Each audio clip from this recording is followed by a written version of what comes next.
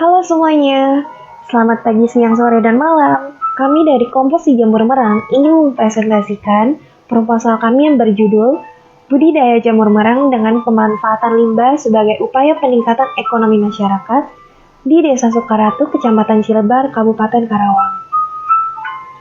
Sebelum kita mulai, mari berkenalan dulu dengan kelompok kami.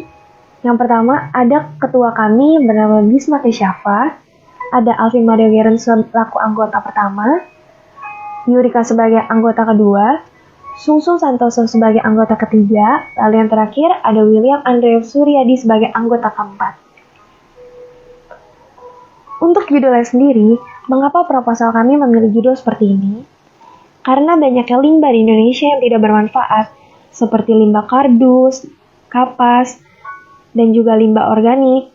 Kelompok kami mengeluarkan ide untuk memanfaatkan limbah tersebut untuk pembuatan atau budidaya jamur merang dengan upaya meningkatkan ekonomi masyarakat di Desa Sukaratu. Mengapa memilih desa ini? Karena daerah ini memiliki kondisi lahan yang cocok untuk penanaman jamur merang, yaitu suhunya yang sejuk cocok untuk memanen jamur merang. Adapun latar belakang dari topik yang kami pilih. Banyaknya limbah yang tidak termanfaatkan dan memburuknya pola konsumsi akibat menurunnya daya beli selama pandemi COVID-19 telah berdampak pada kualitas kesehatan individu dan perekonomian. Masyarakat perlu melakukan penyesuaian konsumsi tanpa mengorbankan kualitas gizi dengan membeli pangan yang tepat. Ide untuk membudidaya jamur merang dari limbah yang ada, seperti kapas dan kardus, yang bertujuan memanfaatkan limbah dan menjaga ketahanan pangan adalah pilihan yang cocok. Lalu gambar pertama, ini adalah gambar media yang kami gunakan dari limbah-limbah yang ada, seperti limbah kardus, kapas, limbah dapur, dan juga dedak. Lalu kami menggunakan bibit jamurnya sendiri, sehingga jadilah jamur merang seperti gambar terakhir. Kelompok kami juga menyediakan data komposisi sampah di Indonesia, yaitu komposisi sampah di Indonesia berdasarkan berbagai jenis. Bisa dilihat dari grafik ini, bahwa sampah yang paling banyak adalah sampah organik, dan yang kedua adalah plastik, terakhir adalah kertas. Kami juga menyediakan beberapa teori, karena yang kita tahu permasalahan pencemaran tanah, air, udara, dan suara, pencemaran tersebut diakibatkan oleh aktivitas manusia sendiri. Lalu yang kedua, pencemaran tanah misalnya banyaknya sampah yang tertimbun di tempat sampah, apabila tidak ditangani dengan baik, akan menurunkan tingkat kesehatan masyarakat. Lalu ada juga faktanya, bahwa limbah menjadi salah satu faktor pencemaran yang mengakibatkan berkurangnya ekosistem dan populasi makhluk hidup. Yang kedua, di Indonesia produksi sampah mencapai 65 juta ton per tahunnya. Lalu, 50% limbah yang dibuang adalah limbah dari sisa pembuatan produk atau bahan dasar berupa limbah organik. Dari teori dan fakta yang kita punya, kami juga ada pendapat menurut ahli sampah dari ITB Dr. Erli Damanhuri. Pengelolaan sampah di Indonesia masih menggunakan paradigma lama, kumpul, angkut, dan buang. Atau pemilahan sampah tidak pernah berjalan dengan baik. Jadinya pembakaran sampah dengan insinerator pun dianggap hanya memindahkan masalah ke pencemaran udara. Maka dari itu, limbah-limbah tersebut kami gunakan sebagai media untuk pembuatan jamur merang. Selanjutnya, masalah-masalah yang akan dipecahkan akan dilanjutkan oleh Geren. Baik, terima kasih Yurika. Berikut ini adalah masalah-masalah yang mau dipecahkan. Yang pertama, tingginya pengangguran akibat pandemi COVID-19. Dan yang kedua adalah jumlah limbah yang sangat tinggi. Yang ketiga adalah tingginya angka kekurangan gizi masyarakat di Indonesia.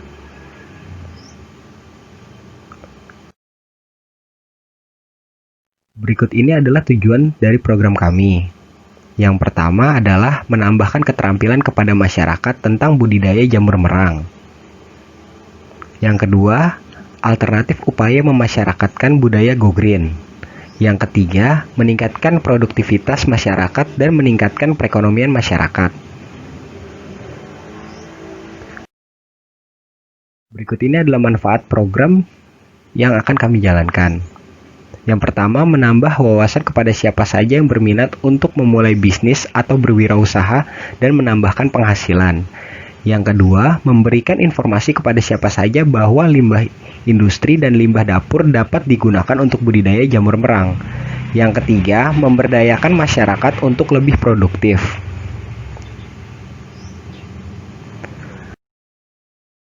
Ini adalah mitra pemberdayaan masyarakat atau masyarakat sasaran kami. Kami memilih masyarakat sasaran yaitu di Desa Sukaratu.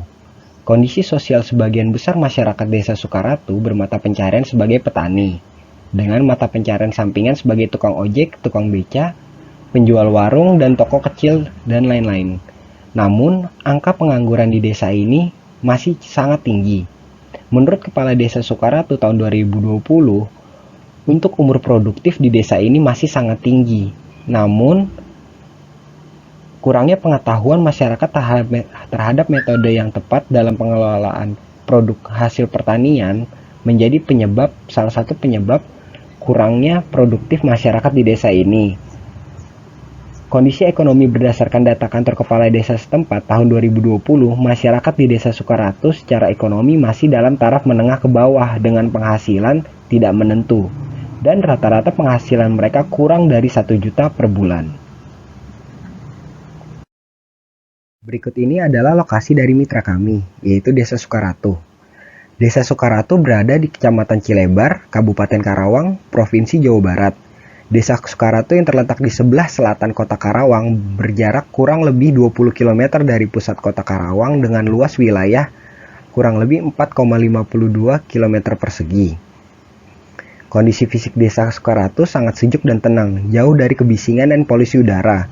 Saat ini terdapat banyak lahan yang masih kosong di desa tersebut yang belum didirikan bangunan. Salah satunya yaitu perkarangan rumah warga. Lahan yang kosong masih sangat banyak di Desa Sukaratu. Sangat memungkinkan untuk dimanfaatkan sebagai budidaya jamur merang untuk meningkatkan perekonomian masyarakat Desa Sukaratu. Dan kami memilih desa ini karena juga dari suhu dan tempatnya yang sangat strategis untuk budidaya jamur merang. Oleh sebab itu, kami sangat cocok memilih desa ini untuk menjadikan budidaya jamur merang sebagai pemasukan untuk warga desanya. Berikut ini adalah luaran program yang akan dijelaskan oleh Ketua Kelompok kami, Bisma Kesyafa. Terima kasih, Geren. Lalu selanjutnya saya akan menjelaskan tentang luaran program. Luaran program yang kami harapkan yang pertama adalah lapangan pekerjaan. Terciptanya lapangan pekerjaan bagi masyarakat Desa Sukaratu. Lapangan pekerjaan tersebut diharapkan mampu menjadi wadah bagi mereka untuk belajar serta mampu menambah penghasilan dengan menghasilkan suatu produk. Yang kedua, sentra industri. Terciptanya sentra industri jamur merang di Desa Sukaratu agar dapat meningkatkan kesejahteraan masyarakat serta lebih dikenal oleh masyarakat luas. Yang ketiga, ada pengenalan produk jamur merang sebagai makanan bergizi. Nanti kami akan mengadakan bazar-bazar atau ikut suatu acara tentang makanan yang kami akan menunjukkan atau mengenalkan kalau jamur merang ini sebagai makanan bergizi yang tidak bisa dianggap remeh. Lalu, publikasi ilmiah.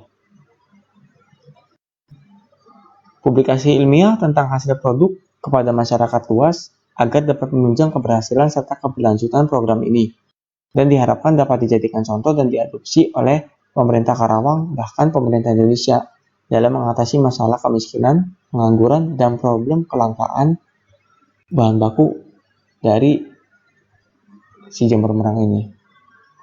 Lalu dilanjutkan, sini ada foto produknya. Foto produk jamur merang. Untuk yang kiri ini jamur merang putih, semi putih, yang tengah itu jamur merang semi hitam. Lalu di sini ada metode pengerjaannya. Bisa dilihat metode pengerjaannya terdapat limbah kardus, dedak, dan kapur. Nah, komposisi ini untuk 1 meter persegi. Fungsinya dedak itu dan kapur itu, kalau dedak itu untuk nutrisi si jamur, dan kapur itu untuk menetralkan pH saat perendaman. Lalu harus direndam, disobek-sobek, lalu dicampur dengan dedak dan kapur, aduk hingga rata, lalu rendaman ditutup, rapat sampai 3 hari. Setelah itu kardusnya diperas sampai kalau digenggam tidak ada air. Cukup digenggam tidak ada air, berarti sudah cukup kadar air dalam kardus tersebut. Lalu tebar media tersebut ke keranjang atau ke tempat yang sudah disediakan. Ketinggiannya sekitar 7-10 cm untuk ketinggian media. Lalu di atasnya diberi bibit jamur. Harus diperhatikan juga suhunya antara 33-36 untuk pertumbuhan miselium dan 30-33 saat pertumbuhan buah jamur. Lalu rencana pengerjaan program kelompok kami. Rencana pengerjaan program itu pertama ada tahap perencanaan. Nah, pada tahap perencanaan ini dilakukan pembentukan dan pembekalan sebelum terjun ke masyarakat. Yang kedua, ada tahap persiapan. Tahap persiapan ini, kegiatan ini kita lakukan sekitar kurang lebih 7 hari. 7 hari ini isinya mencakup membuat kesepakatan kerjasama, penyusunan jadwal kegiatan, penentuan tempat sosialisasi untuk budidaya jamur merang tersebut. Lalu ada tahap pelaksanaan. Tahap pelaksanaan ini ada penyuluhan dan pengenalan tentang media limbah pabrik. Nah, jadi pada tahap ini akan dijelaskan tentang media apa saja yang bisa digunakan sebagai media jamur merang yang diharapkan dapat meningkatkan komoditas jamur merang dan menjadi sentra industri budidaya jamur merang, khususnya pemanfaatan media limbah pabrik dan meningkatkan pendapatan mereka. Lalu untuk tahap tutorial ini nanti kami akan membentuk kelompok kecil sekitar 5-4 orang. Lalu akan dipilih penanggung jawab dari setiap kelompok. Nah, pada tahap tutorial ini mencakup cara memilih bibit jamur yang bagus, lalu pemilihan media yang bagus, media yang baik sesuai kondisi. Seperti di Karawang terdapat banyak kardus dan limbah kapas, maka kita gunakan limbah kapas. Jika kita ada di timur seperti di Lampung atau di tempat lain yang lebih banyak sumber daya lain seperti lebih banyak sawit, tangkos sawit, maka kita akan menggunakan tangkos sawit. Di situ akan diajarkan di tahap tutorial memilih media yang tepat.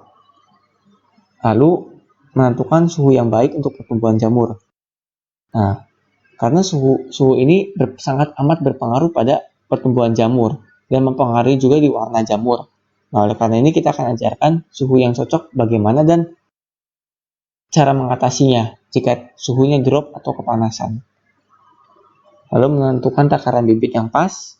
Lalu kita akan mengajarkan tentang pembuatan bumbung dan pengemasan jamur yang tahan lama supaya bisa dikirim ke luar kota. Nah, tujuannya ini di tahap tutorial ini memberikan pemahaman secara teori kepada masyarakat, sehingga masyarakat ini siap untuk membudidayakan jamur merang tersebut. Tingkat keberhasilannya bisa dilihat dari hasil jawaban kuesioner nanti pre-test dan post-test dengan tingkat keberhasilan 80%. Lalu pada tahap penerapan ini adalah tahap langsung dari tahap tutorial. Nah, tahap penerapan ini kita akan melakukan langsung dari tahap-tahap tutorial seperti penebaran bibit, pembuatan media, pelatihan pengemasan, bagaimana pemasarannya. Semuanya akan dilakukan di tahap penerapan, dari pembuatan media awal sampai pasca panen. Lalu tahap evaluasi. Pada tahap evaluasi ini akan diberikan solusi dari permasalahan-permasalahan yang dihadapi oleh masyarakat dalam proses budidaya jamur merang sampai ke pemasaran. Tahap ini diukur melalui hasil panen apakah sudah sesuai dengan standar yang diberikan atau tidak, dan banyaknya kegagalan dalam budidaya yang nanti akan menjadi tahap evaluasi. Nah, indikator keberhasilannya ini didapatkannya solusi dari permasalahan tersebut dan menjadi acuan untuk kedepannya agar terus berkembang dan berjalannya program ini. Selain itu, indikator keberhasilan lainnya adalah naiknya pendapatan rata-rata per kapita masyarakat Desa Sukaratu. Lalu di sini ada saya sebagai ketua, lalu ada Alvin Mario Geren, ada Yurika, ada Sungsung Santoso, dan ada William Andre. Saya sendiri tugasnya mengkoordinir anggota 1 sampai anggota 4 untuk bekerja dari pembuatan media sampai pasca panen. Untuk saya sendiri tugasnya adalah memantau pembuatan media, apakah pembuatan media sudah cukup baik untuk digunakan sebagai media jamur merang. Dan saya tugasnya juga sebagai pengawas pada jamur merang tersebut. Pengawas maksudnya kita selalu kontrol apakah suhunya sudah cocok, apakah medianya kering atau apa. Di situ saya kontrol. Nah, lalu tugas anggota 1 ini adalah mencari bahan-bahan untuk medianya, seperti kardus, lalu limbah-limbah organik, limbah-limbah dapur. Di sini Geren dan anggota 3 dibantu oleh saya pribadi juga dibantu. Lalu untuk anggota 2 ini tugasnya adalah di pemasaran. Jadi Yurika ini tugasnya ini membuat desain juga kemasan bagaimana yang bagus, yang menarik, hingga bisa dijual di luar kota. Jadi kita buat kemasan tahan lama agar bisa dikirim ke luar kota, diawetkan, karena jika tidak diawetkan jamur merang tidak bisa dikirim ke luar kota. Nah, di sini tugasnya Yurika untuk desain dan packingnya. Lalu untuk William Andre, untuk tugas anggota 4 ini adalah membuat flyer-flyer tentang budidaya jamur merang dan manfaat budidaya jamur merang tersebut.